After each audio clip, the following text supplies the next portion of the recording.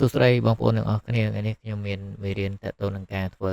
column នៅក្នុង Adobe Illustrator ដូចនៅក្នុងវីដេអូនេះអញ្ចឹងបាទជាដំបូងបងប្អូនត្រូវបើក file ហ្នឹងមកបើក file Adobe Illustrator របស់បងប្អូនហ្នឹងបាទបន្ទាប់មកបងប្អូនចូល file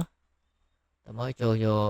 new layer ឬមួយក៏ control N បាទអញ្ចឹងខ្ញុំជ្រើសរើសយកกระดาษ A4 សម្រាប់បង្ហាញជូនបងប្អូនណាបងប្អូនអាចជ្រើសរើសกระดาษណាមួយក៏បានដែរដើម្បីងាយស្រួលបង្ហាញបងប្អូនអញ្ចឹងខ្ញុំយក A4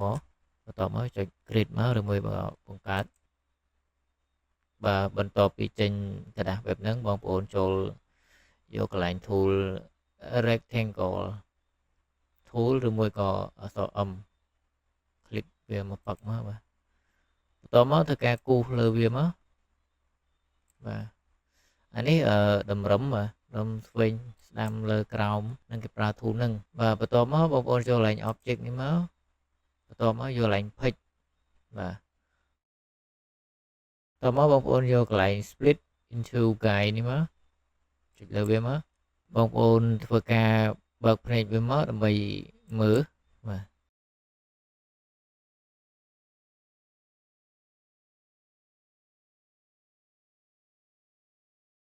បាទបងប្អូនធ្វើការសេរីវាអញ្ចឹងមកតាមការងារចាក់ស្ដែងរបស់បងប្អូនបាទតោះមកចុច OK មេរៀនយើងគឺមានតែប៉ុណ្នេះបើសិនណាបងប្អូនមានចម្ងល់អីសូម comment ហើយសូមជួយ subscribe ជួយ like អរគុណជួបគ្នានៅវីដេអូក្រោយបាយបាយ